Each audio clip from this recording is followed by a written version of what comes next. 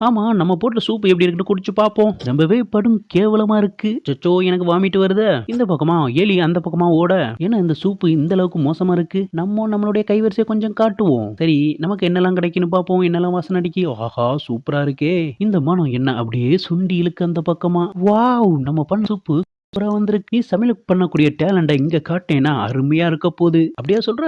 அப்படியே பண்ணிருவோம். ஃபயர ஃபுல்லா வச்சிருந்தா கருகிரும். அதனால மீடியத்துல வைப்போம். எப்ப சமையல் பண்ண ஆரம்பிச்சாலும் கை கழுவிட்டு தான் பண்ணணும். எங்க வீட்ல அடிக்கடி சுத்தம் சோறு போடுன்னு சொல்லியிருக்காங்க. சரி, நம்ம இந்த சிச்சுவேஷனுக்கு ஒரு பாட்டு பாடலாம். கல்யாண சமையல் சாதம், காய்கறிகளும் பிரமாதம். இதுவே எனக்கு போதும்.